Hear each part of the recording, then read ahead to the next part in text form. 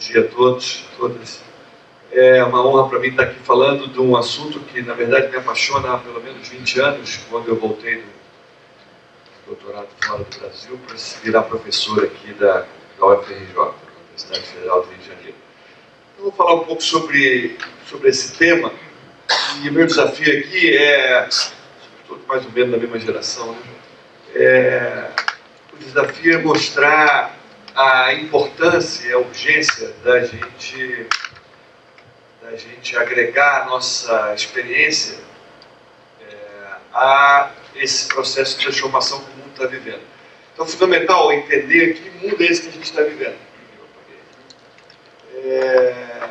Então, vou falar um pouco sobre isso, que mundo é esse que a gente está vivendo e o papel que eu acho que é central dos gestores, né, dos administradores. Eu acho que se a gente... O Brasil tem vários problemas, mas certamente gestão é um deles. A gente é um país extremamente rico, com um monte de possibilidades, mas a gente administra mal os recursos, seja gestor público ou privado. Então, vou falar um pouco desse contexto e tentar depois falar um pouco do papel dos administradores dentro dele. Sou uma pessoa bem informada, eu queria fazer uma rápida consulta aqui. Eu peguei um país de cada continente e um deles é líder em pagamento por celular. Em vez de eu usar cheque ou cartão de crédito ou dinheiro, eu compro as coisas usando o aparelho celular. Quem acha que é os Estados Unidos? China? Pois é, alguém me respondeu, né? É o Quênia. Pode parecer surpreendente, na verdade tem uma explicação que vai ter a ver com um assunto que eu vou falar daqui a pouco, que é a rede. Quem perde e quem ganha com esse tipo de meio de pagamento? Quem perde certamente os bancos, os administradores de cartão de crédito, que não perdeu uma receita. No Quênia, esse setor é muito pouco influente. O sistema bancário lá é muito fraco, ao contrário do Brasil. O sistema financeiro aqui é muito forte, muito poderoso, e barrou, por exemplo, a Oi, que começou a introduzir isso aqui no Brasil. A Oi Pago era um sistema que era exatamente isso: pagamento de pequenas contas no jornaleiro, na padaria, usando o aparelho celular. A administradora de cartão de crédito, os credores da Oi, fizeram a Oi voltar atrás, e a gente não tem isso no Brasil. Mas no Quênia, onde esse sistema é menos poderoso, isso foi adotado em larga escala e hoje ele é um país que lidera o mundo nessa questão de pagamento, de meio de pagamento com novas tecnologias. Alguns dados para a gente refletir sobre que mundo é esse que a gente está vivendo. De 2009 a 2014, a gente isentou o imposto de produtos industrializados, de carro e outros produtos, e a ideia por trás era que isso dinamizasse a economia, vendendo mais automóvel, vendendo mais produtos, isso ia puxar a cadeia econômica toda, ia gerar mais emprego, gerar mais renda. O setor automobilístico sempre foi muito importante. De fato, a gente nesse período nunca se vendeu tanto automóvel como nesse período, com os problemas que isso traz também para a cidade, né? O aumento da poluição, do engarrafamento, do estresse. E o impacto disso no PIB foi absolutamente desprezível. E no emprego também. Eu tenho que tentar entender por que essas medidas econômicas que sempre deram certo no século XX não dão mais certo agora. A gente não vive mais numa sociedade industrial. O Brasil, o mundo e o Brasil em particular, é uma economia de serviços, basicamente. 70% da economia brasileira hoje é serviço. Estimular a indústria e a agricultura tem um impacto muito pequeno no PIB e na geração de emprego e renda. A gente vê recentemente uma propaganda na televisão, né? O agro é isso, o agro é tudo, o agro é isso. Sinto muito. Assim. O agro é fundamental para o Brasil, mas ele pesa muito menos que o setor de serviços. Nessa produção aqui, 70%, mais de 70% dos administradores hoje estão trabalhando no setor de serviços. Assim, é uma outra economia. Nós não vivemos mais na sociedade industrial. Isso acabou. Eu não estou falando de futuro. Eu não estou dizendo que vai acabar. Eu estou dizendo assim, a sociedade industrial acabou. Nós vivemos num outro mundo. É só olhar os dados da economia. 2016, 60% das exportações americanas foram de produtos intangíveis. Um produto tangível é um produto que eu consigo segurar na mão. Carro, geladeira, celular, televisão são produtos tangíveis. Um produto intangível não tem átomo envolvido, eu não consigo segurar na mão. Software, por exemplo. Produtos da indústria cultural, filme, música, programa de televisão, pagamento de royalties, sistema financeiro, prestação de serviço em geral, tudo isso são produtos intangíveis. Essa informação está dizendo que 60%, mais da metade do valor das exportações americanas, não precisou pegar navio, não precisou de trem, nem de caminhão para ser transportado. Porque um produto intangível vem pela fibra óptica, vem pelo ar. É uma prestação de serviço na medicina, na saúde, na educação. Mais da metade da riqueza do mundo hoje não circula em porto, estrada e aeroporto. É um negócio para fazer a gente pensar. Se eu quero inserir a economia brasileira no século XXI, eu certamente tenho que construir porto, estrada e aeroporto, porque a gente tem gargalo sério nessas áreas. Mas se eu não dotar o país de um sistema de transporte da maior parte da riqueza do mundo hoje, ou seja, telecom, eu vou ficar fora do século XXI. Eu não vou conseguir gerar emprego, renda, trabalho. Eu vou fazer isso de uma forma marginal, né? Nós não vivemos mais na sociedade industrial. Hoje, na Bolsa de Nova York, o valor da maior empresa brasileira, que é a Petrobras, quase foi destruída, mas está se reerguendo, é de 66 bilhões de dólares. Alguém sabe quanto é o Google? Hoje, quanto está valendo o valor de mercado do Google? Quem arrisca? 719 bilhões de dólares. É mais de 10 vezes a Petrobras. Caramba! Tem que parar para pensar, que mundo é esse? Porque a Petrobras tem um pré-sal, tem um oleoduto, tem um prédio, tem vários prédios. A Petrobras tem navios, petroleiros. O que tem o Google? Qual o patrimônio do Google? Pegue um balanço do Google. Não tem patrimônio nenhum. O Google é uma página em branco com um retângulo vazio no meio. Nem conteúdo tem. Ele não tem patente, nada. O Google não tem nada. É simplesmente uma máquina de busca que ajuda a achar o conteúdo que outras pessoas, milhões de pessoas, bilhões de pessoas, colocaram na internet. E vale mais de 10 vezes a Petrobras. Se vocês pegarem o lucro do Google dividido pelo número de funcionários do Google, é 200 vezes mais que a Petrobras.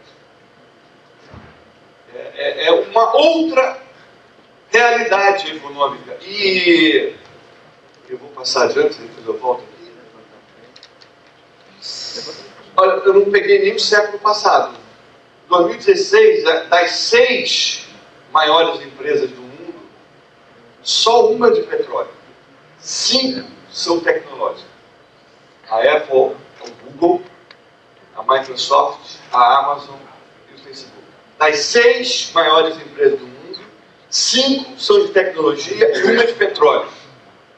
Isso não era assim há 10 anos atrás, e se a gente voltar um pouquinho mais para trás, há 50 anos atrás, das 6 maiores empresas do mundo, 5 eram de petróleo.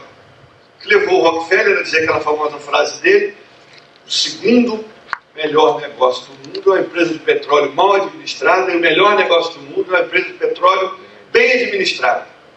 Isso acabou. Parem para pensar. Isso acabou. Não é mais assim o mundo. Não é mais assim. Não são os caras do petróleo que mandam no mundo. Eram, não são mais. Eu não estou falando de futuro, eu estou falando de hoje. É assim. Eu não vou perguntar aqui quem tem o WhatsApp. Eu queria saber aqui, quem usou o WhatsApp hoje, por favor. Levanta a mão. Há 1 hora atrás, quem usou? Quem está usando agora? Não vou pedir para se acusar não, mas está todo mundo de olho. É um fenômeno. o WhatsApp. Tem mais de 1 bilhão de usuários. O Facebook comprou ele em 2014, há 3 anos atrás, por 22 bilhões de dólares. Qual a receita do WhatsApp? Alguém que paga para usar o WhatsApp? Não. Não tem anuidade, não tem nada. Tem anúncio no WhatsApp? Não tem anúncio no WhatsApp. Qual o faturamento do WhatsApp? Zero. Ele dá prejuízo para o Facebook. Financeiramente, o WhatsApp dá prejuízo para o Facebook. Ele não gera receita nenhuma para o Facebook. Ele só gera o quê? Informação. Porque o Facebook, além de saber o que eu posto lá, e qual a minha popularidade com isso, o Facebook agora sabe para quem eu mando mensagem e recebo mensagem todo dia, qual que eu abro, qual que eu deleto sem abrir, para quem eu mando coraçãozinho. E com isso ele vai gerando uma quantidade de informação sobre bilhões de pessoas, que ele sabe para onde vão, como eles estão se deslocando. Vocês aqui não sabem qual é o meu time de futebol, se eu sou casado, solteiro, viúvo,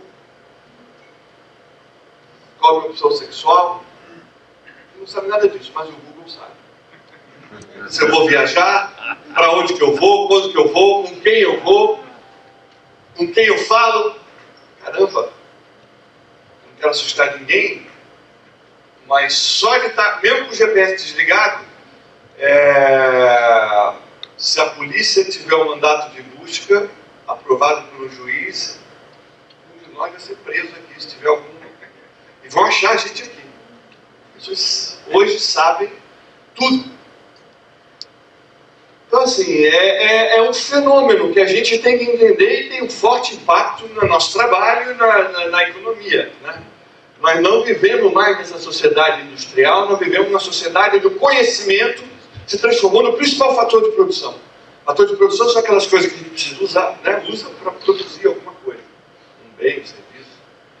Tipicamente, terra, capital, trabalho, energia e matéria-prima eram os 5 fatores de produção que até o século passado explicavam o processo de criação de riqueza. Hoje, eles continuam importantes, evidentemente, mas o conhecimento passou a ser o principal fator de produção. Quem é o cara mais rico do mundo hoje? Bill Gates. Bill Slim. O Bill Gates planta o quê? Bill Gates fabrica o quê? Bill Gates não planta nem fabrica nada. O segundo cara mais rico do mundo e o terceiro cara mais rico do mundo não plantam nem fabricam nada. Eles estão em indústrias intensivas de conhecimento. Ponto. No nosso imaginário, que ainda está ligado ao século XX, quando a gente quer imaginar um cara rico e poderoso, a gente pensa num banqueiro acendendo um charuto com a nota de $100. Isso já era. Não são banqueiros os caras mais ricos do mundo. Foram no passado. Não são mais. Não é que eles não serão no futuro, eles não são hoje. Já era, acabou. Olha, o Google, é uma afirmação que eu faço que é forte, mas não precisa ser comprovada, mas eu estou absolutamente convencido dela. O Google hoje tem mais informação, sabe mais que a CIA. E aliás, não é à toa que a CIA vive pedindo informação ao Google.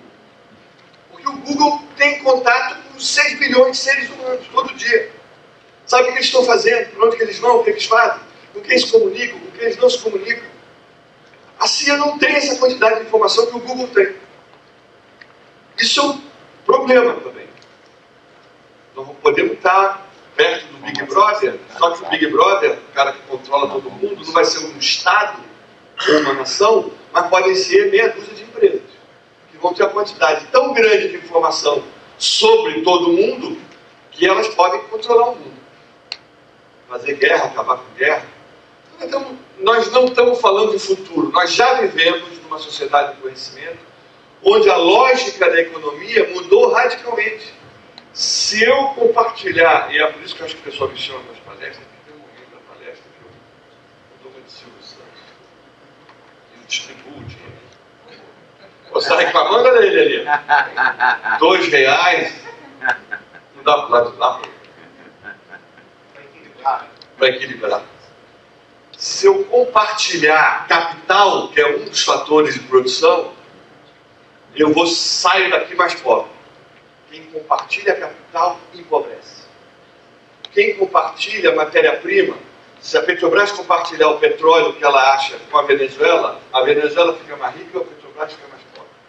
Se Furnas compartilhar a energia que ela gera com o Paraguai, o Brasil fica mais pobre e o Paraguai fica mais rico.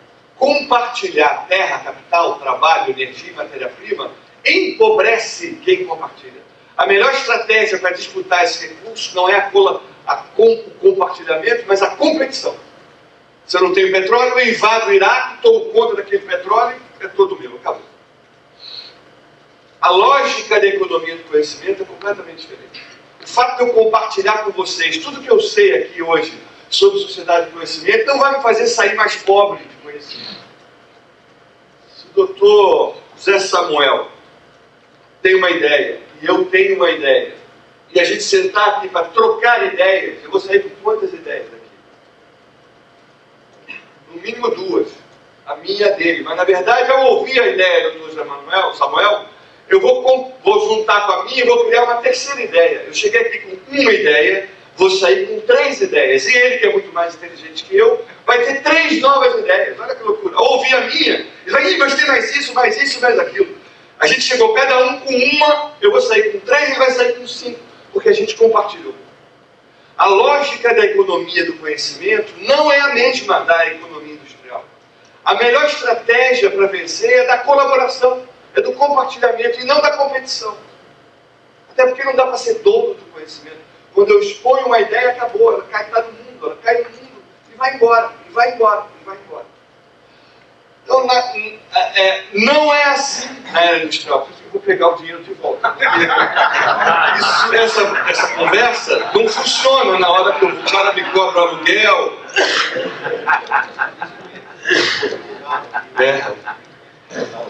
Então, assim, a lógica da economia do conhecimento é quanto mais eu compartilho, mais eu tenho. E a digitalização da economia acelerou alucinadamente esse processo de compartilhamento de informação. É simplesmente impossível para qualquer profissional de qualquer área hoje se manter atualizado sobre o que está acontecendo se não fizer parte de uma rede. O cara achar que sozinho ele vai se manter atualizado sobre a medicina, sobre administração, sobre biologia, sobre qualquer assunto, é ilusão, não consegue. A quantidade de informação é gigantesca, é impossível o ser humano sozinho dar conta disso. Nós precisamos de ferramentas, nós precisamos das redes, nós precisamos de tecnologia para ajudar a gente a selecionar a informação e poder usar e desenvolver o conhecimento. Então, rede vai ser fundamental. E isso tem impacto na economia. Em 2008, eu acho que essa gente, quem está aqui nessa sala deve ter ouvido falar, pelo menos, da Polaroid, uma máquina fotográfica que imprimia fotografia, não é? A Polaroid faliu em 2008. Não conseguiu se contrapor à economia digital, à foto digital. Mas a Polaroid tinha mais de 2 milhões de fãs espalhados pelo mundo.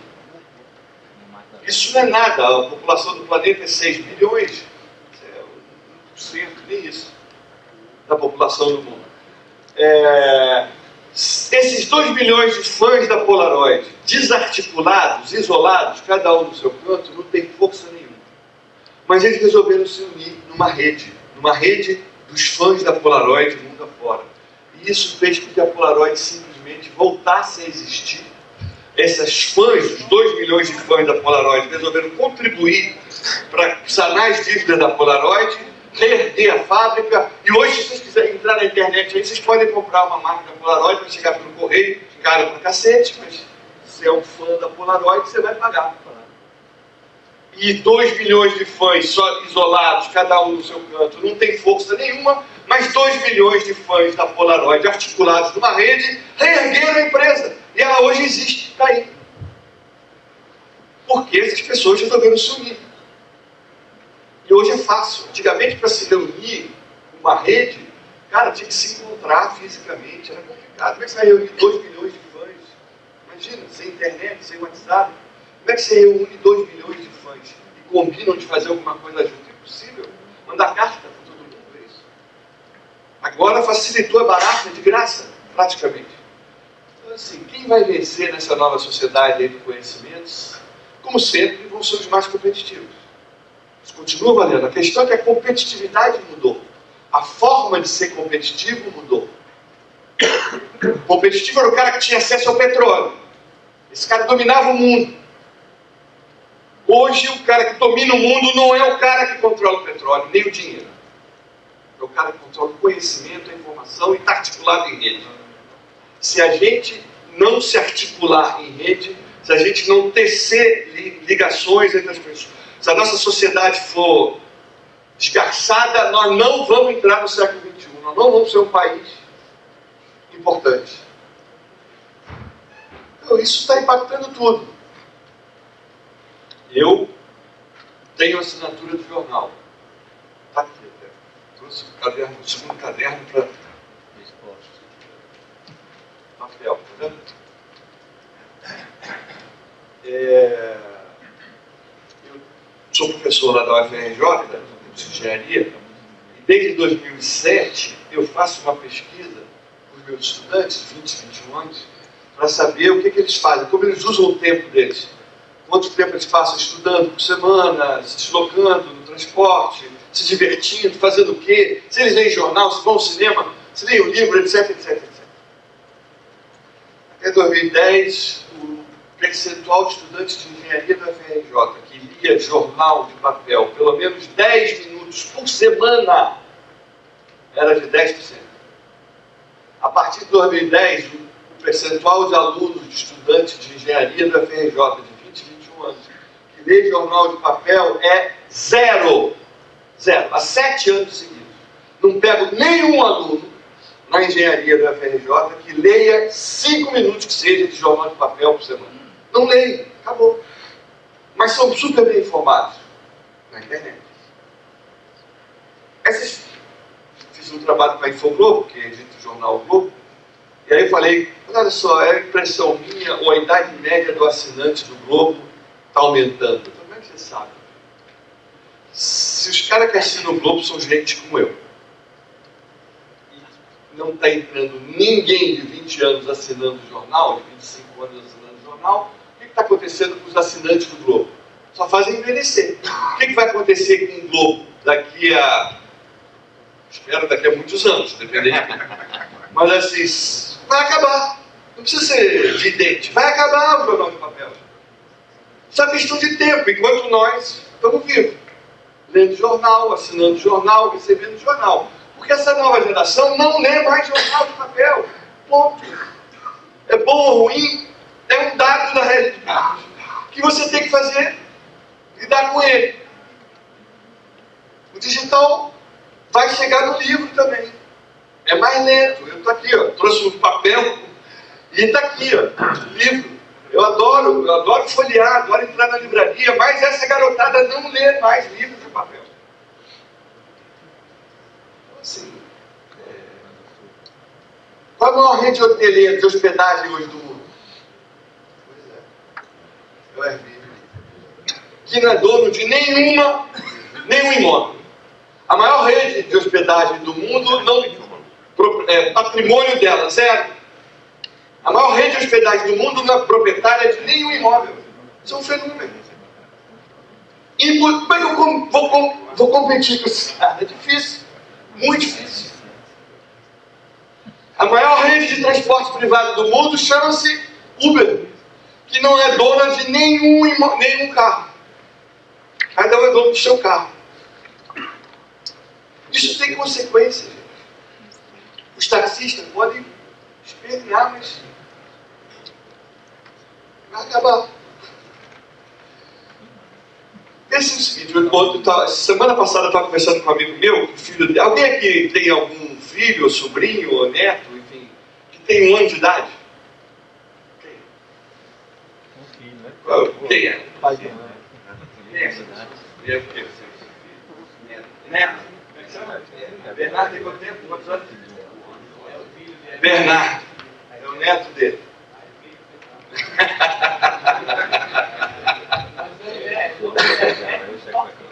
Hércules Falcão, esse aí aguenta o rojão. Então, o neto do doutor Hércules, o Bernardo, seu neto, doutor Hércules, nunca vai ter uma carteira de motorista. Já falou para pensar nisso? E daqui a 15 anos, ninguém mais vai dirigir automóvel. Olha que loucura. Quem nasceu hoje nunca vai ter carteira de motorista na vida. Não vai precisar. Então, assim, isso tem consequência. Claro que tem um gestor, eu tenho que pensar assim, eu sou dono de autoescola. Caraca, o que vocês fazem? Vocês são dono? Vende enquanto tem alguém que está a fim de comprar assim mesmo, que vai acabar. Então, assim, determinadas profissões vão acabar. Não precisa ser evidente. É uma questão de olhar os dados da realidade. É uma questão de tempo para o jornal de papel acabar. O táxi. O táxi talvez sobreviva num outro modelo, mas assim, a autoescola vai desaparecer. Podem ter certeza que a autoescola vai desaparecer. As pessoas vão dirigir automóvel, não vão dirigir mais. Alguém que pilota avião? Ainda tem gente que pilota avião. Precisamos de piloto de avião, mas não vamos precisar de piloto de carro. Então, assim, rede, eu vou fazer uma comparação para vocês entenderem essa coisa da rede. Por que o Facebook ganha dinheiro com o WhatsApp?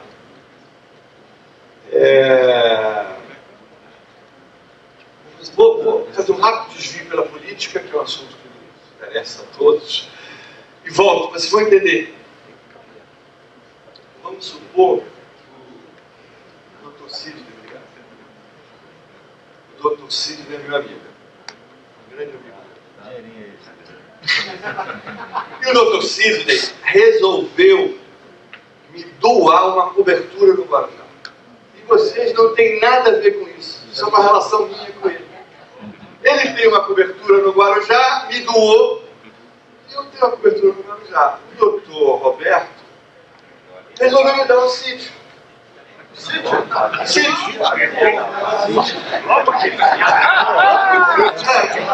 vocês não têm nada, o que tem de errado nessa transação? Nada. O dinheiro é dele. Ele quer me dar um apartamento, ele me deu um apartamento, vocês não tem nada a ver com isso. Não tem nada de errado nessa relação. Não tem nada de errado desse cara me dar, esse doutor Roberto, que é o nome do meu pai, me dá um sítio. Não tem nada de errado nisso. Não tem nada de errado o doutor Hércules pagar minhas viagens de avião pelo Brasil afora. Não tem nada de errado nisso, o dinheiro é dele. Ele faz o que quiser com isso. Quer me pagar a viagem de jatinho? Paga, qual é o problema? O que vocês têm a ver com isso? Nada. O doutor Antônio, que é dono de uma construtora, ele também me convidou para fazer palestras que ninguém nunca viu em vários países da África. E ninguém tem nada a ver com isso, o dinheiro dele. O doutor Hélio também. O doutor Hélio também é dono de uma construtora e construiu o Maracanã. O doutor Antônio construiu lá o novo Mineirão. E aí eu descobri que, além disso, dessas relações, que se eu analisar essas relações isoladamente, não tem nada de errado, porque esse cara, ele ganhou a licitação para construir o Mineirão. Concorreu com os outros e ganhou. O que tem de errado nisso? Nada. O que tem de errado nele construir o Maracanã? Nada. Ele ganhou a licitação.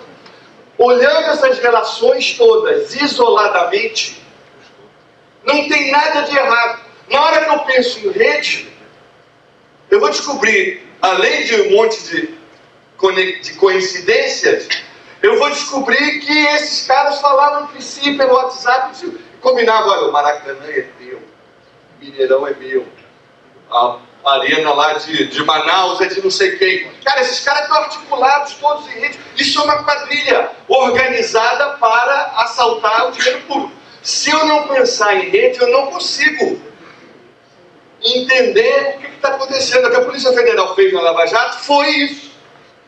Acabou esse negócio de ficar um cara analisando uma coisa errada, o outro não. Cria uma comissão, um grupo, vamos analisar as conexões entre as pessoas, entre as instituições. Pronto, você mapeia, é evidente que tem uma rede aqui atuando.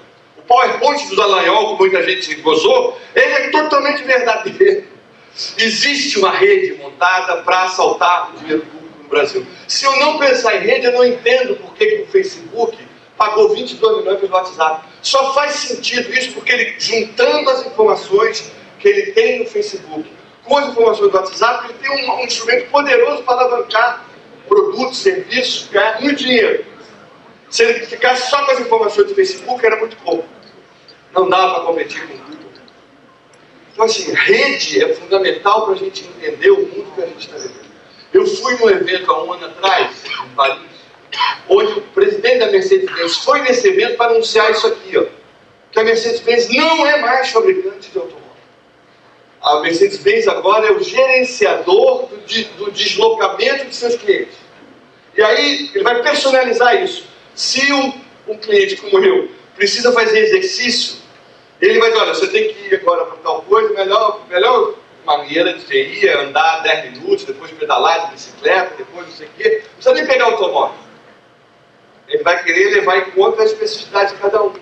Mas ele quer ter informação, porque ele quer ter informação sobre aquele cara. Eventualmente ele vai usar um automóvel. Mas ele é o gerenciador do deslocamento dos seus clientes. Olha que mudança. Isso muda tudo. Na estratégia de uma empresa, na maneira de administrar essa empresa, o que eu vou estar prestando atenção, não é necessariamente, não é só na matéria-prima, né, na mão de obra necessária para fabricar automóvel, eu vou ter que ter informação sobre os meus clientes, o que eles estão fazendo, como é que eles estão se deslocando na cidade, e por aí vai. Então, rede vai ser fundamental. E a gestão pública vai ter que passar por isso. Nessas últimas eleições para prefeito aqui do Rio, eu fui convidado, junto com outras pessoas, para dar palpite no programa de governo de 3 candidatos, no Molon, no Freixo e no Carlos Osório. Nenhum dos 3 foi eleito. O que quer dizer que os nossos palpites não devem ter sido muito bons. Mas, enfim, de qualquer maneira, me chamou a atenção que são candidatos com um posicionamento ideológico bem diferentes entre si, mas estavam de acordo com o que eles tinham que fazer. Por exemplo, na questão de transporte. No Rio de Janeiro, na cidade do Rio de Janeiro, a prefeitura tem 40 fiscais para fiscalizar 33 mil táxis, 9 mil ônibus e toda a frota de transporte escolar. É claramente, né? Não fiscalizam nada. E o que os 3 candidatos propunham?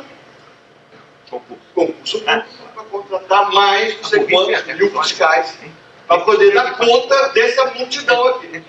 O que eu sugeri para eles? Eu falei assim, olha, eu não sei o que fazer com esses 40 caras, porque para mim eles não têm mais função nenhuma. Quem tem que fiscalizar os ônibus, os táxis, o transporte escolar? Todos nós aqui com o celular. Eu estou aqui no ponto de ônibus esperando o 485, que é o ônibus que me leva aqui de Laranjeiras. O fundão, olha lá, ele não parou, o desgraçado, olha lá. Olha a barata do táxi. Olha a barbaridade que esse motorista da van está fazendo, transporte escolar. E manda para a prefeitura que tem que ter um canal diferente para poder lidar com os fiscais, que agora são todos cidadãos. No Rock in Rio, que foi um evento que aconteceu no Rio, foi famoso, os fiscais da prefeitura lacraram lá um restaurante de uma mulher famosa, esqueci o nome dela, Sudbrato. Roberta Sudbrato. Então tinha um fiscal lá para impedir o restaurante de funcionar, porque a alegação é que ela compra coisas de pequenos produtores, não tinha selo de qualquer coisa lá, e ela simplesmente interditou o restaurante da Roberta Sudbrato no Rock in Rio. Aí eu fui pesquisar quantos bares e restaurantes tem no Brasil, vocês sabem? Quem quer chutar? 1 milhão. Tem 1 milhão de bares e restaurantes que servem almoço, jantar, café da manhã. Quantos fiscais nós temos que ter? Nós só vamos ter fiscal, vamos ser um país fiscal. De restaurante, de transporte, de poste, de viaduto. E quando cai um viaduto, o que o Conselho Regional de Engenharia diz? Caiu que no Rio de Janeiro tem 3 fiscais de viaduto, tem quantos fiscais de poste? Cara, esse modelo hierárquico centralizado, ele é inviável no mundo que a gente está vivendo. As redes surgiram exatamente para a gente criar uma outra forma de fiscalizar, de fazer a gestão da coisa pública, que é essa. Que é botar na mão do cidadão a tarefa de responsabilizar. Segurança pública é um problemaço no Rio de Janeiro. Vocês viram aquela... Gente, o que foi feito... Eu não sou especialista em segurança, mas eu trabalhei com algumas pessoas. O que foi feito na Rocinha é um circo. Claro. Aquilo é um circo Claro. para dar satisfação para a opinião pública. Claro. Porque é óbvio. Vocês acham que acabou o tráfico de droga na Rocinha? Óbvio que não. Botaram exército lá, não sei o quê. Favoreceu algum traficante, desfavoreceu algum outro traficante. Mas o fato é que continua rolando solto o tráfico. Aonde se vende droga no Rio de Janeiro? Vocês acham que a polícia não sabe? É isso. Ninguém sabe onde... Cara, como que o mercado que movimenta milhões de pessoas e bilhões de reais, ninguém sabe onde é vendido? Não existe isso. Claro que sabe. Aí tem um professor da COP que fez um trabalho super interessante. Ele pegou os logs, os dados de telefone, porque ele foi contratado pela Oi. A Oi queria saber onde moram os assinantes do pré-pago. O pré-pago tem um cadastro muito ruim, porque as pessoas não precisam dar um endereço onde elas moram. Ele compra um cartão, bota carrega o celular e sai usando. Aí a Oi passou para esse professor lá da COP todos os dados das ligações telefônicas que eles têm. E a Oi sabe de onde é feita uma chamada, né? Que lugar você está na cidade quando você faz uma chamada? Ela sabe, porque tem... Senão, a antena, né, o sinal chega em alguma antena, e a partir dessa antena, ele sabe de onde está vindo o sinal. Então, a Oi sabe, eu não sou cliente da Oi, mas se eu fosse cliente da Oi, a Oi saberia que todo dia, às 11 horas da noite, 10 horas da noite, o Marcos Cavalcante, que é o dono desse aparelho aqui, faz ligações e recebe ligações na rua Belisário Távora 647, em Laranjeiras. E lá para as 10 horas da manhã, ele está na cidade universitária, Ilha do Fundão, quase todo dia. Onde que o Marcos trabalha, onde que o Marcos mora. Acabou. A Oi mapeou todos os endereços de todos os seus clientes, porque ela sabe onde o cara está a cada momento do dia. Aí esse professor pegou esses dados e falou assim, curiosidade, porque a gente está do lado da Maré, né, da favela da Maré, e a Maré é um dos lugares onde se vende muita droga no Rio de Janeiro. Ele falou assim, vou pegar os dados de todo mundo que saiu de algum lugar da cidade do Rio de Janeiro e foi para a Maré, ficou lá 30 a 1 hora, menos de 1 hora, e foi embora, ou seja, não dormiu na Maré. E aí deu essa nuvem aqui. Aí ele foi dando um zoom. E aí aqui está o Complexo do Alemão, e aqui uma esquina onde não tem nada, não tem nenhum comércio. Tem os 3 caras em pé do lado de um poste inteiro. E vai uma multidão para lá. Fica lá 10 minutos, 15 minutos e vai embora. Olha que loucura. Jogando na loja. Onde se trafica droga? Está aqui. Se a gente quisesse acabar de fato ou atacar, como fez a Lava Jato, a questão das drogas no Brasil, era só usar inteligência. Não é para prender o cara que está lá parado no poste, porque se eu vou prender esse cara, o que vai acontecer? Vai ser no outro poste, que vão começar a vender, e vai ter outro cara. O que eu tenho que fazer, como a Lava Jato fez, vigiar. Esse cara aqui que vende a droga faz o quê? Conversa com quem? Fala com mais quem? Montar a rede. Do cara que ganhou a licitação, do outro que não sei o quê, que emprestou o imóvel, da lei que foi aprovada que reduz o imposto que as empresas estavam devendo, e por aí vai. Ah, tem uma troca de favores aí. Ah, e tem um juiz no meio, caramba! E o presidente da Assembleia Legislativa está envolvido, caramba! É mais gente nessa história. Aí dá um ponto. Na hora que você mapeou toda a rede. Então, usar inteligência e rede, e uma visão de rede para poder resolver o problema. Isso está afetando todo mundo e está afetando a nós na universidade e nas escolas, na educação, que é uma questão chave para o Brasil. Quando eu tinha essa idade aí, por incrível que pareça, esse sou eu. Nessa idade aí, eu tinha 3 possibilidades se eu tinha uma dúvida.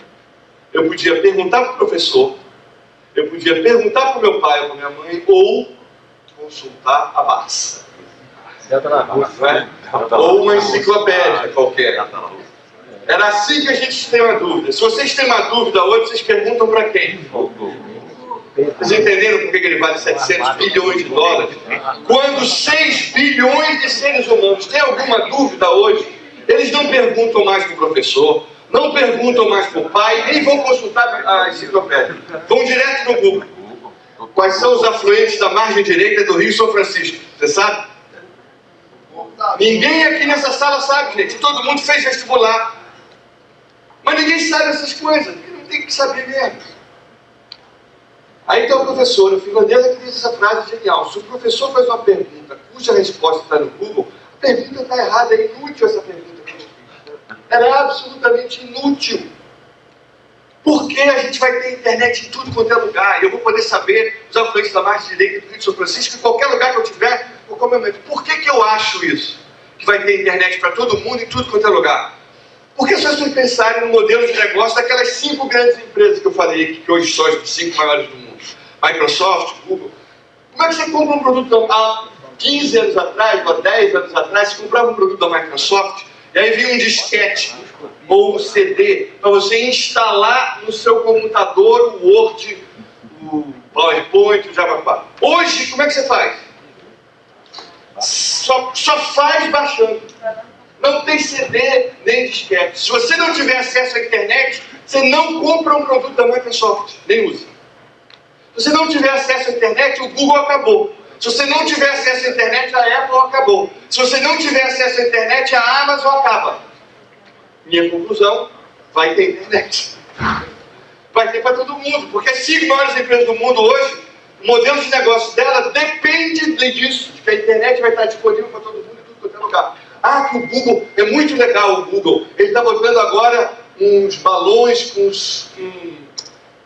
satélites para poder dar acesso à internet na África aos gente pobre. O Google está querendo dominar o mundo, gente. Como qualquer grande empresa do mundo, está querendo... E aí vai dar internet, vai ter internet de graça para todo mundo, muito barato, acessível para todo mundo. Então vai ter internet. Portanto, esse tipo de pergunta que eu fiz para ela, dos afluentes da margem direita do São Francisco, é inútil a universidade se fazer, ou a escola se fazer. Aí a gente faz uma prova, o Enem, que acabamos de fazer, onde os alunos não podem entrar na sala com um aparelho, não é? Por quê?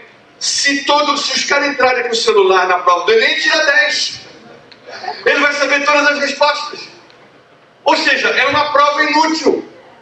É uma prova que não está testando nada. Está testando a capacidade das pessoas decorarem, que é totalmente inútil isso.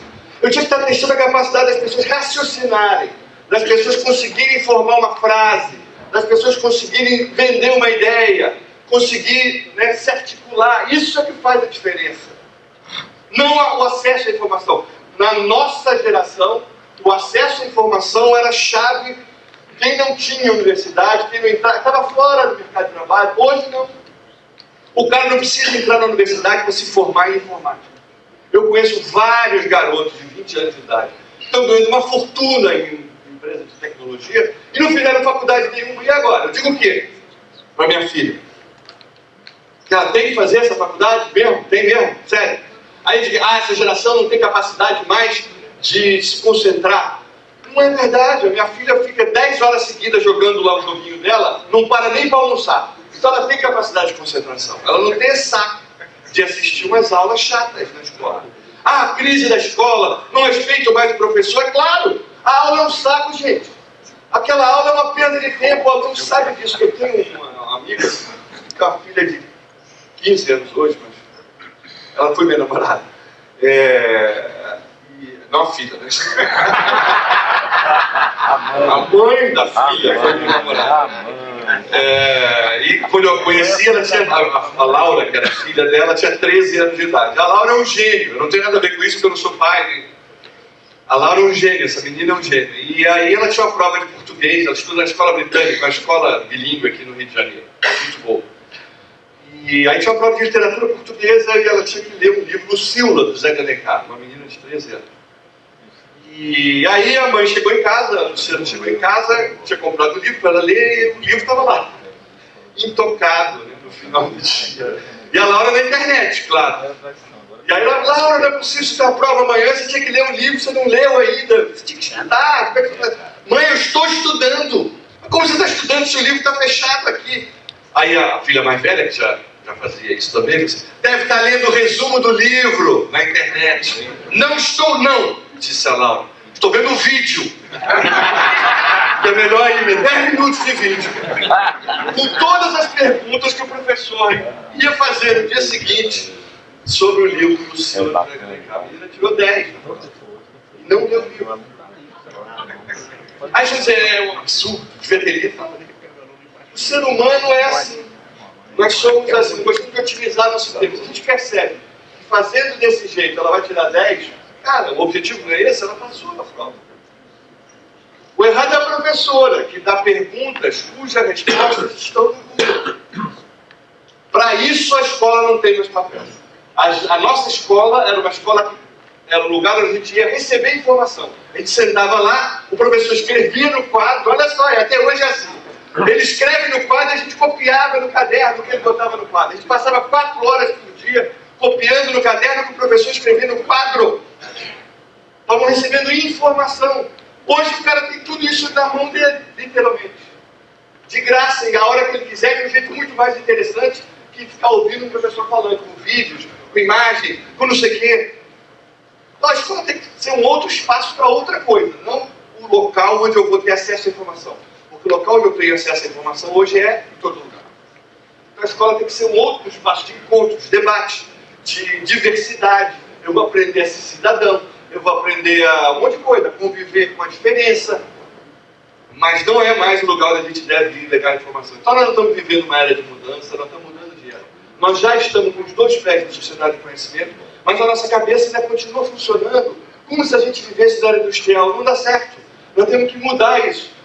A maioria das empresas morre não porque elas façam coisas erradas, mas porque elas continuam fazendo a coisa certa por um tempo longo demais.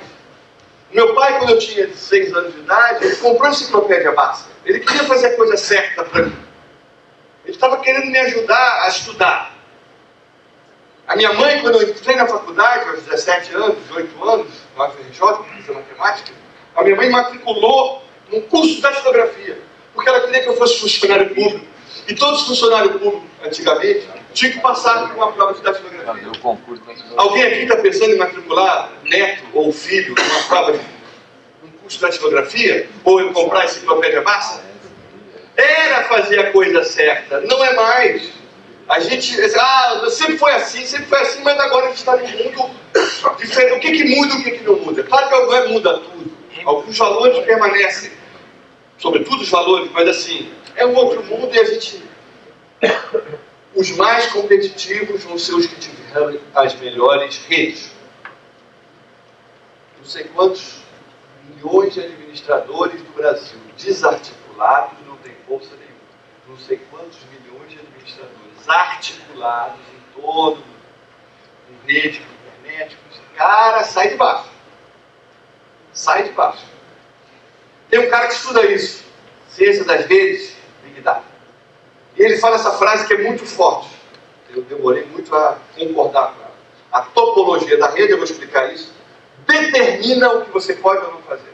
Ele não diz que a topologia da rede influencia o que você pode fazer, o que você pode fazer. Ele se determina.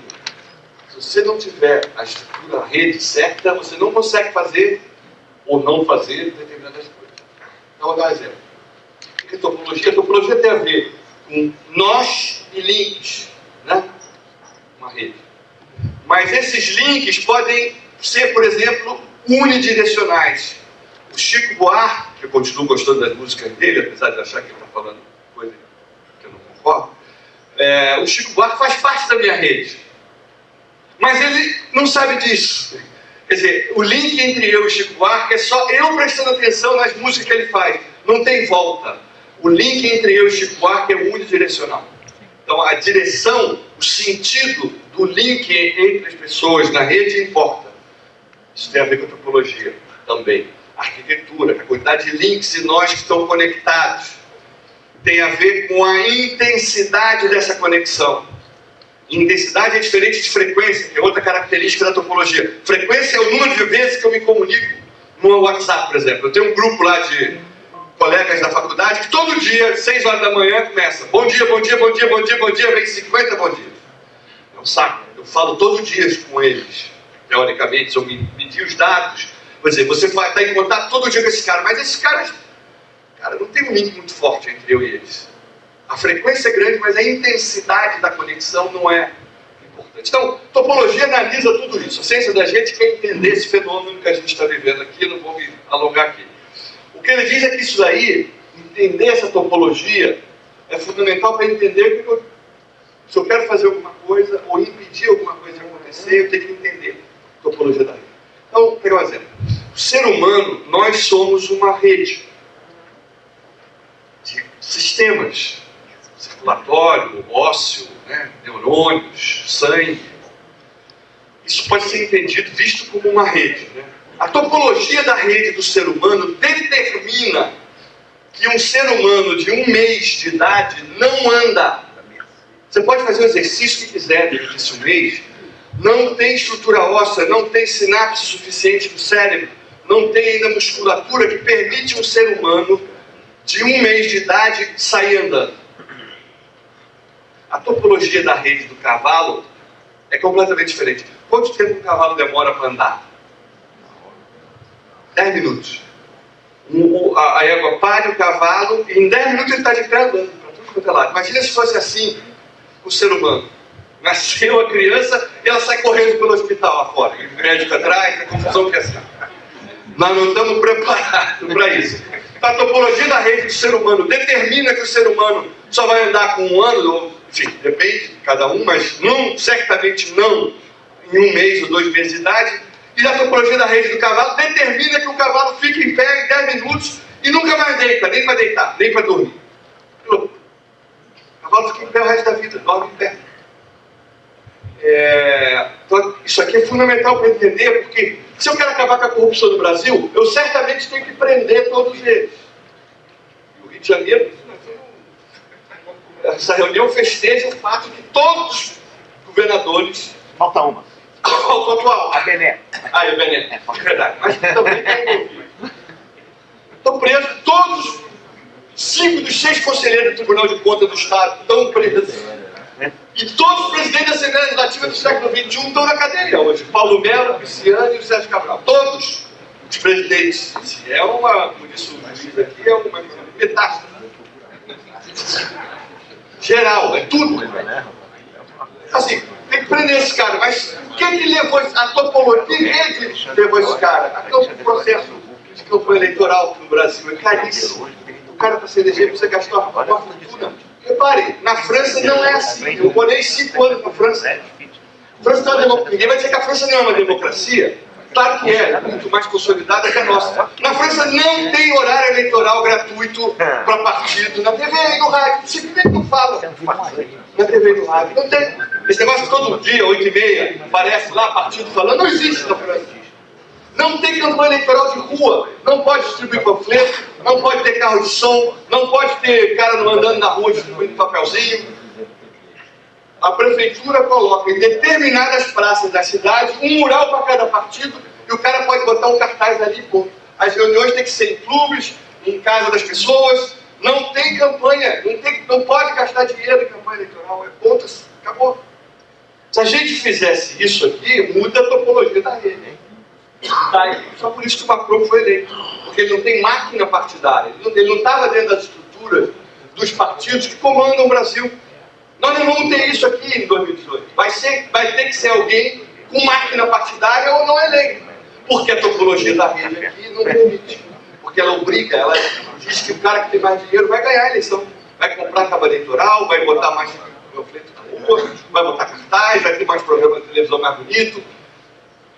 Então, se eu não mexer na topologia da rede, por exemplo, no processo de financiamento de partido político, por exemplo, na legislação eleitoral, nós não vamos mudar a realidade do Brasil. Vamos prender todo mundo, eles estão assustados, isso é um avanço, isso é um primeiro passo indispensável, mas a gente tem que mexer na topologia da rede. Bom, para encerrando aqui, nós com tudo isso, cara, o gestor do século XXI, o administrador do século XXI é um outro cara. É um cara fundamental, mas ele agora ele não pode olhar para a empresa que ele está. Nenhuma empresa hoje está isolada do contexto. Não estava antes e hoje essas conexões são muito mais fortes. Então ele tem que ser um gestor antenado com o que está acontecendo na sociedade.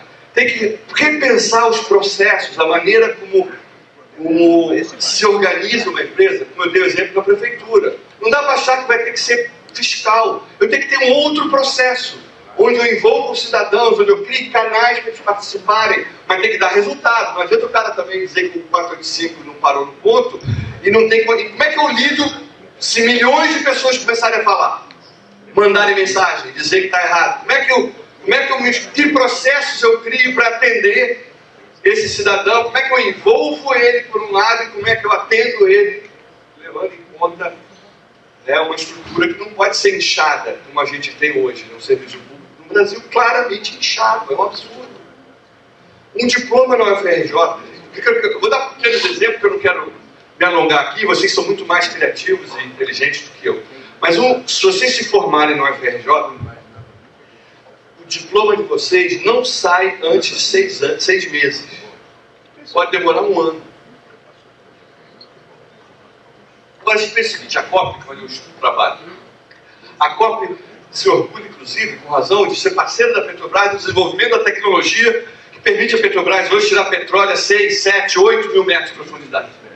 A COP desenvolveu o sistema de controle da usina nuclear de Angra dos Reis. A COP faz o Java 4. Agora, o diploma demora 6 meses. Como assim? Para mim, sabe quanto tempo tem que demorar? Você acabou, o aluno acabou, a última disciplina, entregou o trabalho de conclusão de curso. O professor lançou a nota dele lá. Ele está aprovado, o que você tem que fazer? Só isso aqui, ó, um dedo numa tecla chamada Enter, tum, e puf, cospe o diploma. 6 segundos. Em 6 segundos, depois de formado, ele tinha que ter o diploma. Demora 6 meses. Exatamente. Por quê? Alguém está ganhando com isso. Quantos funcionários tem no UFRJ para soltar esse diploma? E se você precisar de uma semana, você consegue. Como?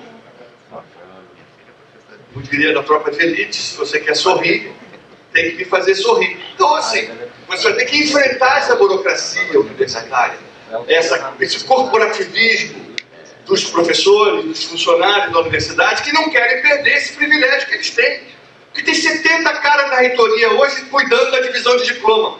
Cara, com esse novo processo, vai ter quantos? 1, 2, se o cara entrar de férias, para corrigir os erros lá do sistema. A gente quer isso, mas isso é o que a sociedade precisa. Porque está pagando por isso. Quem está pagando por o UFRJ demorar 6 meses para ter o diploma somos nós. Para ter cartório. Não existe cartório, não precisava existir cartório. Eu, se eu fosse presidente da República, eu acabaria com os cartórios. Pô, a minha filha nasceu na França, quando eu estava fazendo doutorado. Quem registrou a certidão de nascimento da Júlia? O hospital. Tinha cartório nenhum. Eu saí do hospital com a certidão de nascimento da minha filha, que valeu para tudo, inclusive aqui no Brasil. Como é que registra um imóvel na França? A prefeitura faz isso, registra o imóvel da cidade dela, todo mundo vai lá na prefeitura e registra. Quem é que casa? Casa na prefeitura. Casa, não sei o que é isso. Para que cartório?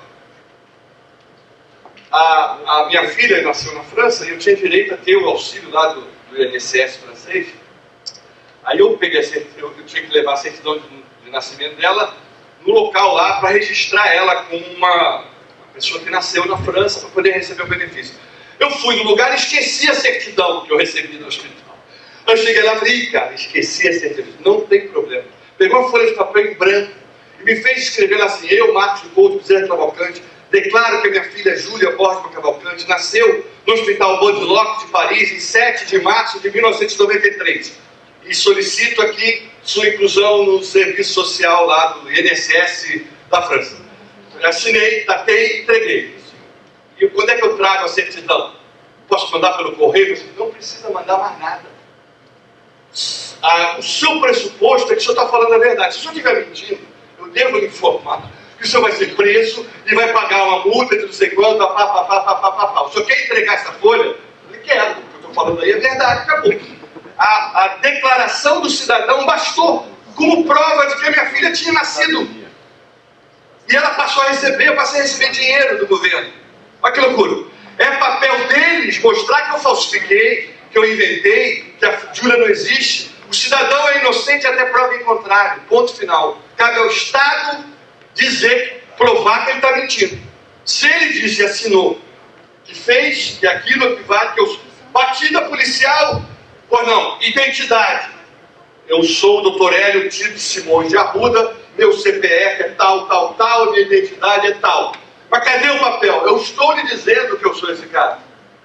O senhor que tem que provar que eu não sou. Eu estou dizendo, confere aí. Aí ele entra lá e vê, tem um Edson, é isso mesmo. Aqui é foto, é você mesmo. Obrigado. Nós vamos chegar nisso rapidamente. Então assim, nós vamos mexer nos processos. E o papel, vocês estão entendendo esse mundo, repensar a maneira como uma organização, uma empresa ou um governo vai funcionar, criando os indicadores certos, né, e por aí vai. Como eu falei, isso tudo implica uma mudança cultural violenta, é claro. A gente está acostumado. Como é que o funcionário lá que cuida do diploma, o que eu faço com ele? É complicado, não é fácil. As transformações, o motorista de táxi, caramba, e agora? O que a gente faz com esse cara? Minha sugestão é entra no Uber. Ele já falou fazendo isso, claro. Vários deles. Então, assim, como é que a gente prepara esse... Isso é um trabalho de vocês, pensando na orientação aqui do presidente, tecnologia, pessoas e tem um terceiro que eu esqueci. Processo. Processo. Isso aí. É exatamente isso que tem que ser feito. Isso implica em mudança cultural. Porque processo, assim, cultura é o modo como a gente faz as coisas por aqui. A gente pode criar um ambiente que facilite determinadas atitudes ou não. Então, assim, isso é uma coisa fundamental e eu tenho que pensar nos processos. Bom, e aí, para encerrando, acho que uma coisa que a gente tem que abandonar é essa ideia de corresponsabilizar os outros pelos nossos problemas. Então, o Brasil está desse jeito por culpa de quem? Não minha. Deve ser culpa dos políticos, da FMI, sei lá de quem. Eu não tenho nada a ver com isso. Claro, não pode ser assim. O Brasil está desse jeito por nossa culpa. O que a gente pode fazer para mudar isso? Esse é o ponto. Isso é o nosso esforço. Não tem nada a ver com isso. Fome, não tem corrupção, não tem nada a ver com isso. Não, todos nós temos a ver. Só está assim porque a gente tolera. Só está assim porque a gente deixou chegar até esse ponto. Então o que eu posso fazer para mudar? O inferno não são os outros. Não adianta dizer que o inferno são os outros. É pouco isso. Eu tenho que dizer o que eu posso fazer para mudar. Eu tive uma aluna, uma das alunas mais brilhantes que eu tive. A menina, os pais dela não tinham nível superior, um pai não tinha nem nível médio, inclusive. Mas a menina era muito inteligente e assim, com muita gente que veio de baixo, ela vinha com a maior gana. Era uma pessoa que... E ela foi uma das alunas mais inteligentes que eu tive e bom, virou diretor financeira do Globo Partner, do fundo lá da Globo, enfim. Mas quando ela estava na graduação, não era nada disso. Era só uma aluna de engenharia de produção na UFRJ. E ela conseguiu estágio na Sul América de Seguros aqui. E ela me contou esse episódio que ela, pessoa inteligente, ela viu que determinados contratos da Sul América precisavam de 20 assinaturas. Ela disse, não é possível, cara, 20 assinaturas. Aí quando falou com o chefe dela, ela não precisa de 20 assinaturas, eu nunca vi isso. Ela, minha filha, é o seguinte, você é estagiária. A Sul América tem mais de 100 anos. Há 100 anos que é feito assim. Precisa de 20 assinaturas, tem lei que obriga, a gente está cumprindo as normas, as regras. Aí a menina que pensa com a própria cabeça, foi atrás das leis. Que leis são essas que justificam? E não descobriu nenhuma. Não tinha lei. Só tinha uma norma de boa prática, você bota 2 assinaturas para não ser um cara só assinando, com responsabilidade.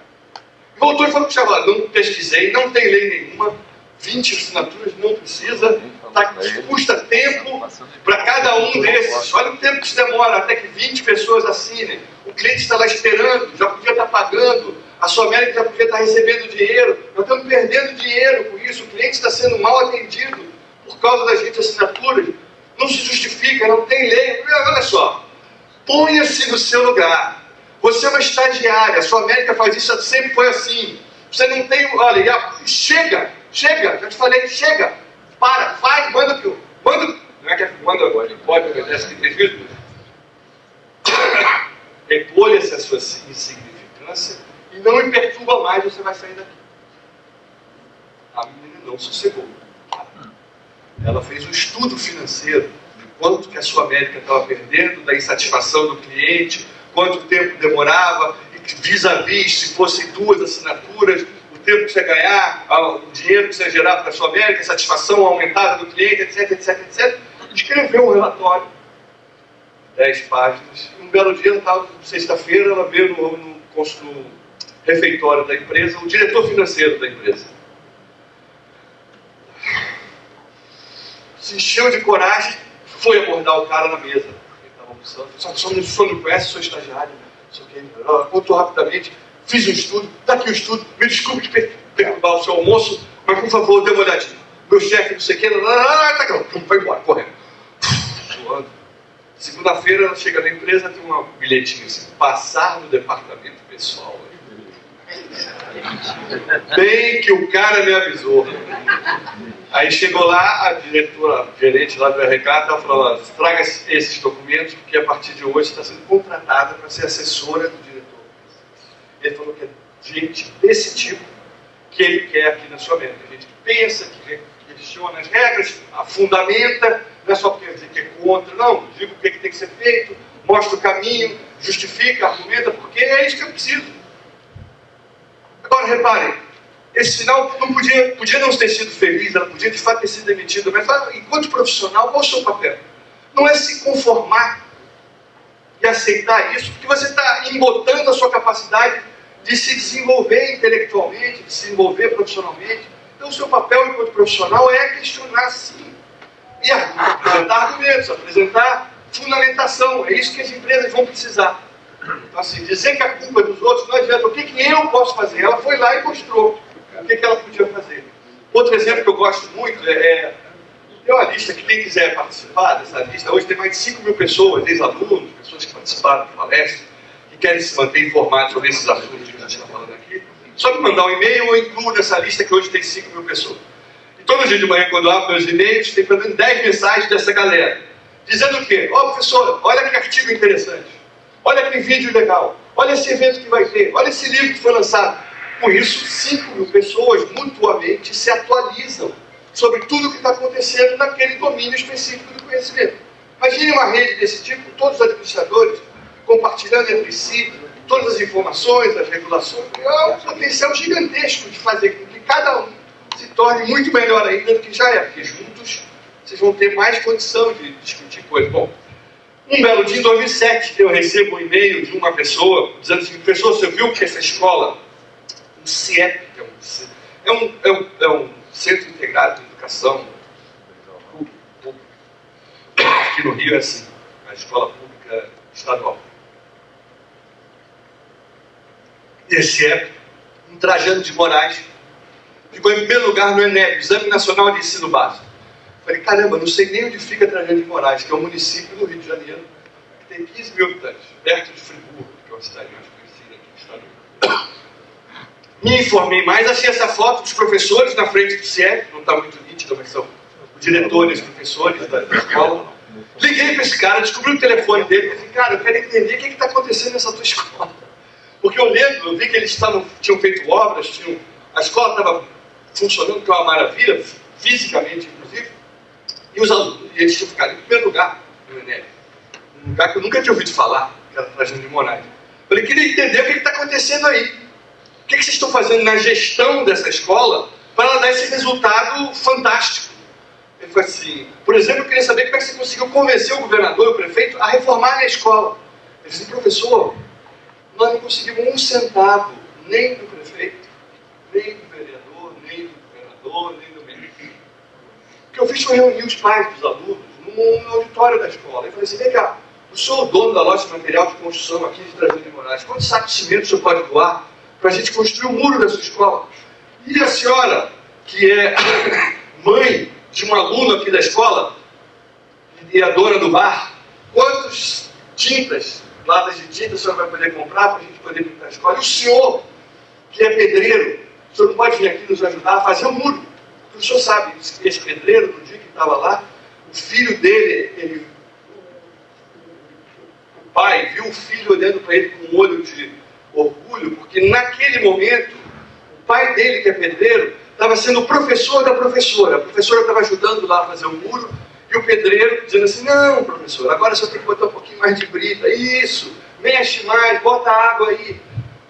E o pai se emocionou de ver que o filho, que ele nunca achou que ia sentir orgulho dele por ser pedreiro, naquele dia, naquele momento, estava sendo o professor da professora do filho dele.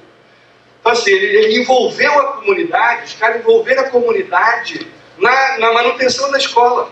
Não ficaram esperando nem o prefeito, nem o governador, nem o MEC. E, cara, o inferno, um professor de Trajano de Moraes. Quando eu vi essa foto desse cara rindo, eu fiquei imaginando uma piada do Juca Chaves. Não sei nem se está vivo aí. Adeus. Mas deve estar vivo. O Juca Chaves, desde garoto, né, adolescente, eu adorava as piadas dele, tinha muito palavrão, né, muita... E eu lembro uma piada do Juca Chaves, que, falando sobre a hiena. Essa hiena é um bicho interessante. A hiena faz sexo, tem relações sexuais uma vez por ano, come merda e vive rindo. Ri de quê? Eu pensei, olha, o professor de Trajano de Moraes ganha mal. Não tem nada o que fazer. Sábado à noite, vocês vão fazer o quê? Vão ao cinema, vão... Em Trajano de Moraes você não vai fazer nada. Você vai pra pracinha, vai comer na casa de um amigo. Então ri. Ri de quê? Não sei. Porque o salário é ruim. É que nem a história da hiena. Bom, mas eles tinham todos os argumentos do mundo para dizer que o inferno são os outros. Pegaram os melhores alunos de português e matemática e falaram assim, ó, galera, nós não estamos sabendo explicar legal para os colegas de vocês. Então, na parte da tarde, vocês não podem vir aqui para dar aula de reforço para os seus colegas de português, matemática e ciência.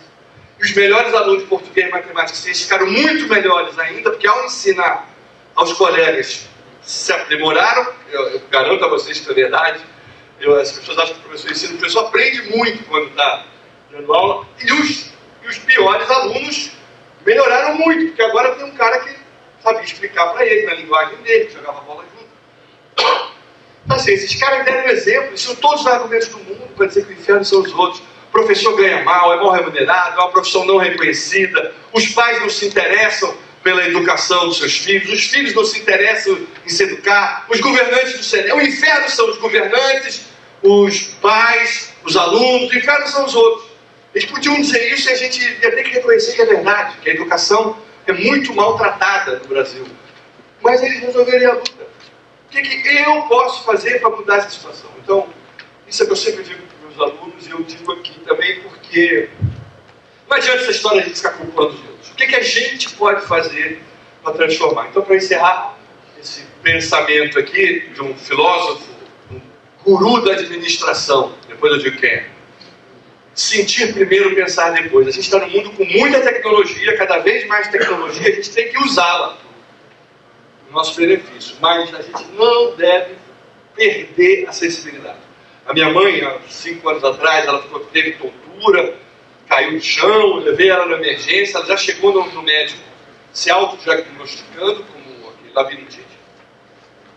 E o médico deu um remédio, não melhorou, mas no dia seguinte ela melhorou, esqueceu do assunto. 6 meses depois dessa queda, ela voltou a sentir tonteira, caiu, levamos de novo no hospital, ali em Copacabana. E aí, ao contrário das outras vezes, dessa vez a médica teve uma outra atitude. Era uma médica, uma menina de 30 anos de idade, tinha acabado de se formar em medicina, portanto não era muito experiente, mas...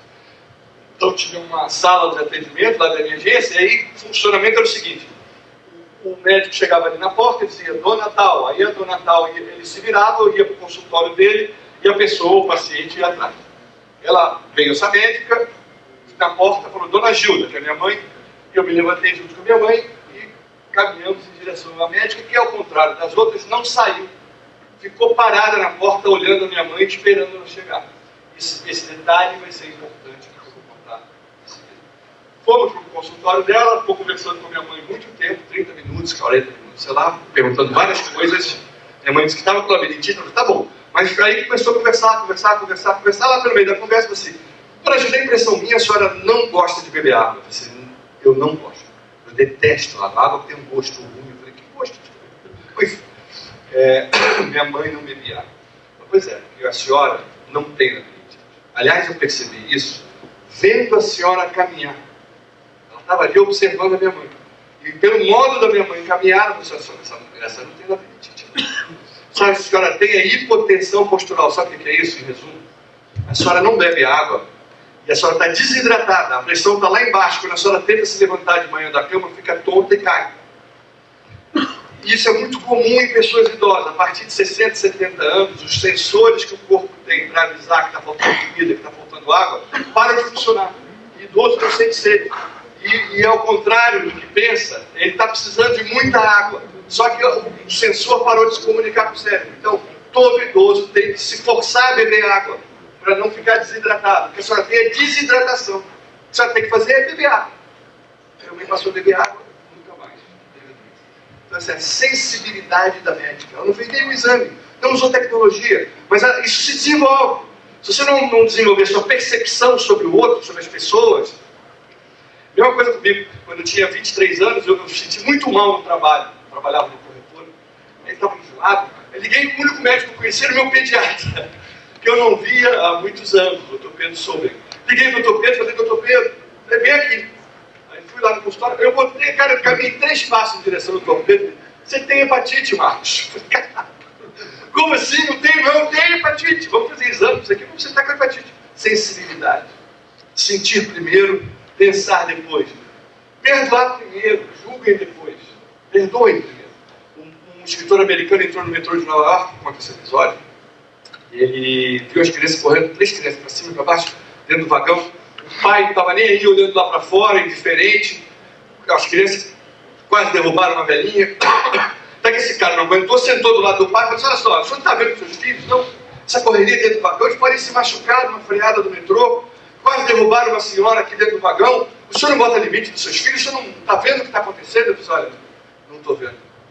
Minha mulher acabou de falecer, nós estamos vindo do hospital, eu não sei nem para onde que eu estou indo. E aí ele falou assim, caramba, eu já tinha não só julgado, eu já tinha condenado esse pai. Porque eu, sem saber o que estava acontecendo com ele. E aí, quando eu contei para todos os outros caras do vagão o que tinha acontecido, o que estava acontecendo, porque essas crianças estavam nessa agitação toda, para não deixar a ficha cair, de que elas agora não vão mais ver a mãe dela, vão chegar em casa e não vai ter mais mãe nunca mais na vida. Então, nessa agitação para fugir disso, o vagão inteiro prestou solidariedade aos caras. Então, perdoem primeiro, julguem depois. Façam coisas que vocês tenham paixão. Eu sempre digo isso com meus alunos, assim. Se acorda segunda-feira, assim, putz, grila, mais 5 dias naquele inferno, cara, troca de emprego. Isso está te fazendo muito mal, não só enquanto pessoa, mas enquanto profissional. Se você vai com esse espírito para o trabalho, você não vai se desenvolver profissionalmente. Então, façam coisas que vocês gostam, né? Esquecer primeiro, aprender depois. Até chegar a ser gerente. O gerente do McDonald's não é contratado para ser gerente. Ele é contratado, vai fazer lavar bife, fazer hambúrguer, até chegar à posição de gerente, onde ele vai poder cobrar das pessoas, porque ele viveu aquilo. Ele sabe o que é lavar o banheiro, o que é ficar na frente. Então, assim, é uma experiência legal a gente cobrar, mas fazer primeiro, né? Tentar dar o exemplo primeiro. Navegar primeiro, aportar depois, viver primeiro, morrer depois. Quem escreveu isso não foi um guru da administração, mas foi o Mário Quintana, que é um poeta gaúcho. Quem é de Porto Alegre? Sempre tem o gaúcho. Tudo gremismo. Gaúcho e gremismo. Colorado. Colorado. De volta à primeira divisão. Graças a Deus. A tristeza do gremismo. Do outro lado. A alegria. Tá certo. Também. Sou tricolor, mas não sou. Eu torci pro Grêmio ontem. Eu não. Mas enfim, foi o Mário Quintana, que é um poeta português, um poeta gaúcho. Então, assim, para mostrar que mesmo na poesia a gente pode encontrar ensinamentos do nosso trabalho, de gestor, de administrador, de uma empresa. E o último slide que vai voltar aqui, tá ligado? Mas é uma poesia. Eu encerro com ela. Quando eu tinha 15 anos de idade, eu estudei num colégio particular aqui no Rio, chamado Colégio São Vicente de Paulo, um colégio de padre. E quando eu tinha uns 15 anos, é um colégio que eu gostei muito de ter estudado lá, e eu tenho uns amigos até hoje, vários deles, que são meus amigos, a gente continua se vendo. E um belo dia, quando ele estava fazendo 1 ano antes do vestibular, vai carregar. Um o professor de português chegou na sala de aula e escreveu essa frase aí: navegar é preciso, viver não é preciso, Fernando Pessoa. E fez a pergunta cuja resposta não estava no Google. Não tinha Google na época, evidente, mas parece uma coisa difícil, uma pergunta do mundo. Ele perguntou o seguinte: o que vocês acham disso? Laura, o que você acha de Lucila, de José de Alencar? Ela ia escrever. E aí ela escrever como se ela não leu o livro? Ela ia responder pelas respostas que ela decorou, e a professora ia perceber que ela não estava falando da boca dela, não estava colocando a experiência dela ali vis-a-vis, né, o que ela tinha lido no livro. Então, assim, o que vocês acham disso? E aí, quando eu fiz 50 anos de idade, há 9 anos atrás, há 8 anos atrás, uma data a ser comemorada, né? Metade da vida, né? Vamos dizer. E eu avisei na internet, assim, no Facebook e tal, que eu ia estar em tal lugar, quem quisesse aparecer, seria super bem-vindo. E aí um colega meu do São Vicente, um grande amigo meu, Luiz Paulo, apareceu com um livro de poesia de Fernando Pessoa, né? E ele falou assim: Marcos, você se lembra desse episódio? Ele se lembrava que quando a gente tinha 15 anos de idade, o professor de português fez essa pergunta. E ele se lembrava da minha resposta. E eu não me lembrava. Ele falou assim: você lembra desse episódio? Eu falei: não estou lembrando não, Luiz Paulo. O professor escreveu, navegar é preciso, viver não é preciso, Fernando Pessoa. Você lembra o que você respondeu? Eu falei: não estou lembrado. Você respondeu assim: Marcos, olha só, eu não sei quem é esse tal de Fernando Pessoa, mas ele é um idiota. Lembrei. Na hora que ele falou essa frase, eu lembrei claramente o dia. Foi uma manhã, de manhã, né, sol, no primeiro andar lá do colégio, enfim. Eu estava sentado na frente, o Luiz Paulo atrás, e o professor fez a pergunta e eu disse: eu não sei quem é esse tal de Fernando Pessoa, mas ele é idiota. Por quê? Aí eu lembrei, eu completei a frase. Porque eu não sei se navegar é preciso, mas eu estou muito afim de viver. E na época eu me lembro que eu achei que eu andei bem pra cacete. E aí o Luiz Paulo falou 50 anos depois: pois é. Quando ele fez 50 anos, eu pensei: pois é, você respondeu exatamente isso. E eu discordei de você. Porque para mim, o que estava dito ali era o seguinte: navegar é preciso. Eu tenho uma bússola, eu olho para o céu, eu vejo as estrelas, eu sei exatamente aonde eu estou. Navegar é preciso. Viver não é preciso. Viver é impreciso. Caraca! Há 50 anos que eu ouço essa poesia, nunca pensei nisso. Nunca li dessa forma. É possível, então, a gente interpretar. Eu falei: é para isso que existe a poesia, para te dar um outro olhar, um olhar diferente sobre uma realidade. O Mário Quintana não estava pensando num administrador, num gestor, na hora que fez aquelas frases todas. Mas se a gente pegar a poesia, a gente vai ter um olhar diferente sobre o que a gente está fazendo. E isso é fundamental, porque a administração é uma ciência que não é exata. Não é matemática. Ela lida com pessoas, e porque lida com pessoas, ela é imprecisa. A gente tem que saber lidar com isso. Tem que saber que aquela coisa que funcionou numa determinada empresa, aquele modelo, aquela forma de fazer a gestão, não funciona em outra. Porque são pessoas, as pessoas são diferentes, é impreciso. É uma ciência, é uma arte, muito mais do que uma ciência exata, na verdade. Para esse recado, eu agradeço aí a atenção de vocês e peço desculpa porque eu acho que eu passei um pouquinho do tempo. Obrigado.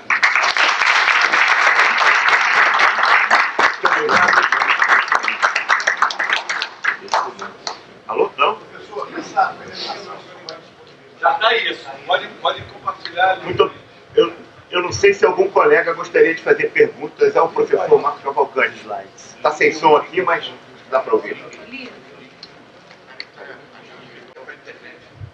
Primeiro, eu gostei muito da sua fala, fez a gente pensar, refletir sobre.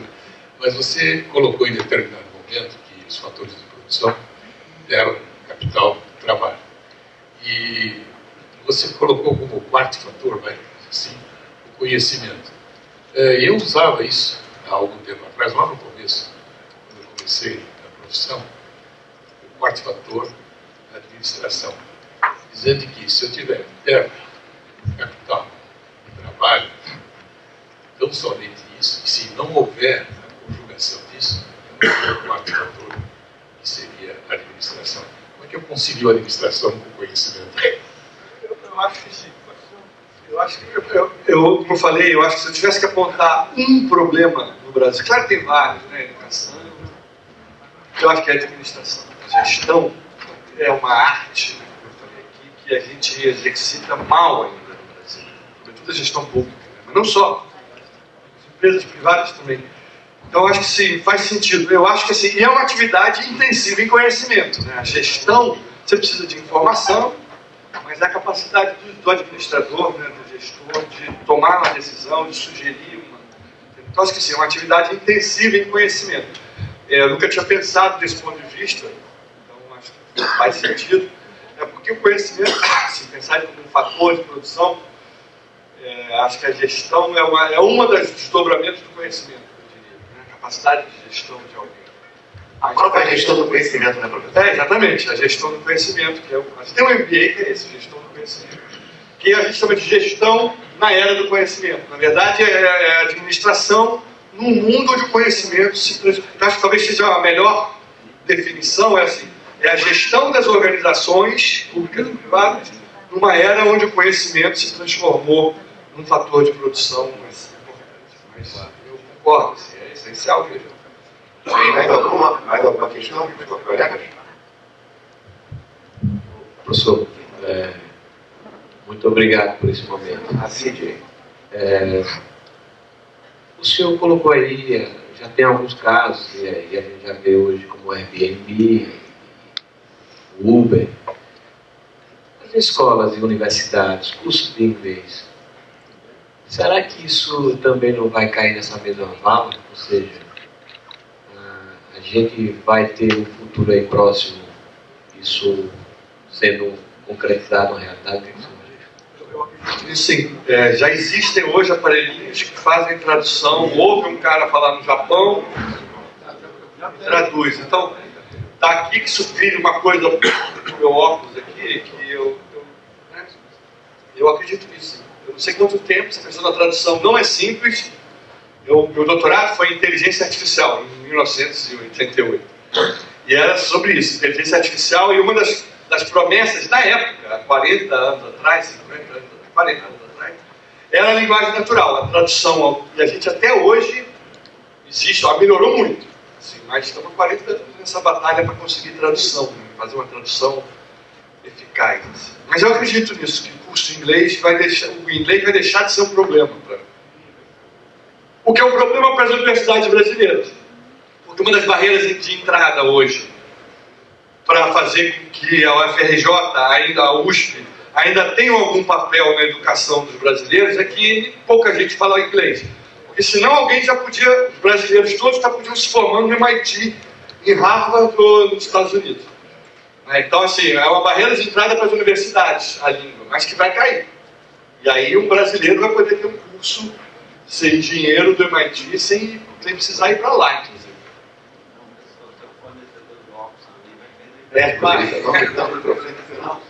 Seu fornecedor de óculos, daqui a uns tempos, vai ficar desempregado. Só uma coisa interessante, hoje nós somos seres humanos do século XXI, pelo menos agora, assim, cabeça, tronco, membros e celular. Sem isso a gente se sente mutilado, né? Ninguém esquece a carteira, mas não esquece o celular. Isso aqui vai desaparecer rapidamente, porque as pessoas vão, sem precisar usar um aparelho, vão se comunicar, porque vai ter uma pulseira, vai ter no óculos uma imagem, então, chip dentro da cabeça. Parabenizar pela apresentação. Eu vou contar uma história que aconteceu com a minha família. Nós estamos no Mato Grosso há 295 anos. E em Minas há 130 anos. Então nós tivemos bancos, um banqueiro, meus apóstolos do banqueiro, que tiveram que deixar com uma galera espírita no banco, porque meu bisavô não aceitava agiota para casar com minha bisavó. Nós passamos no Mato Grosso, no ciclo do ouro, que acabou. Aí nós dominamos, nós fomos o terceiro maior produtor de borracha do mundo, nossa família. Acabou o ciclo da borracha, um ciclo muito promissor aqui no Brasil. E logo em seguida começamos levando lá para o Juruena, que é o norte do Mato Grosso, que a gente levava 6, 7 meses para chegar lá, na época do meu bisavô, levando gado, para fazer a primeira pecuária ali. Ninguém sabia, os índios não conheciam ninguém, porque eram regiões indígenas e tal. Começamos a pecuária, fomos para o agronegócio, temos usina de etanol e usina de açúcar em Minas, no Maranhão e em Mato Grosso. E nessa última reunião nossa no final do ano, eu falei, né, eu tenho um tio que mora aqui no Rio, e outros que têm 90 anos, 85 anos. Foi, olha, essas atividades nossas vão subir. Né? Nós produzimos etanol, porque açúcar não se consome mais no mundo. Né? O etanol também, logo em seguida, esses combustíveis, o Tesla sai ontem o primeiro caminhão, com 800 quilômetros de autonomia, performance nada visto, com segurança total. Então, o mundo mudou. Então, você tem que pensar, então, os mais novos, alguns, mas tio, eu não acredito nisso, o mundo vai ver. Quando saiu da Inglaterra, que daqui a 20 anos não vai ter mais carro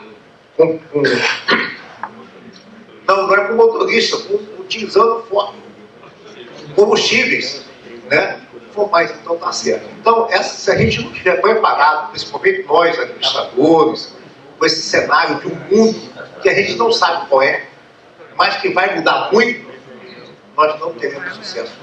Então, parabenizar, professor, pela sua colocação, essa explanação, porque muita gente está desconectada do real, porque o hoje já foi passado.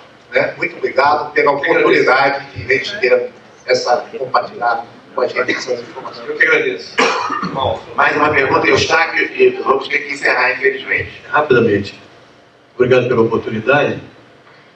Eu me incluo nessa sua reflexão da seguinte forma: eu faço parte também do meio sindical, sou do Sindicato dos Administradores de Minas Gerais, estou vindo de um encontro de âmbito nacional promovido pela CNPL, e se discute essa mudança, né, da conformidade do comportamento do trabalho frente ao capital.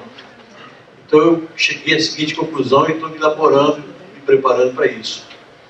O capital sempre existiu, o trabalho sempre existiu.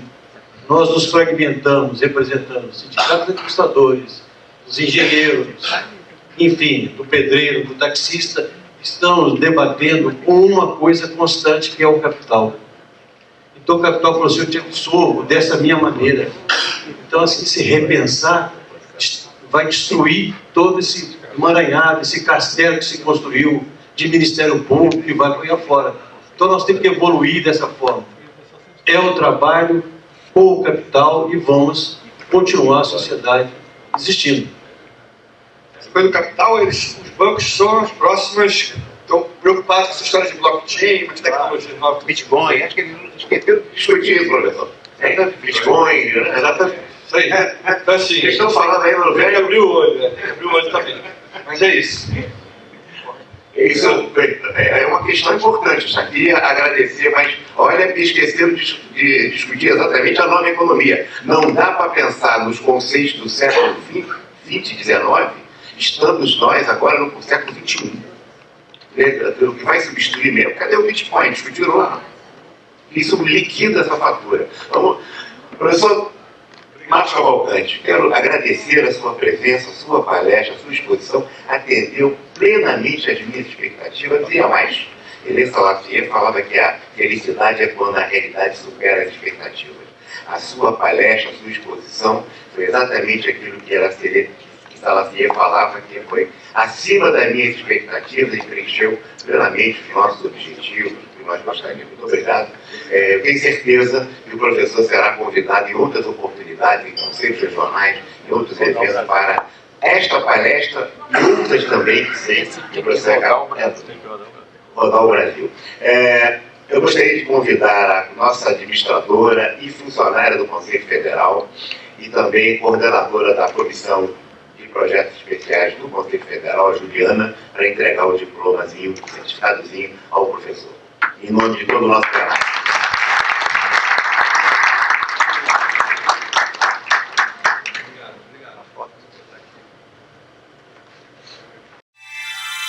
Obrigado.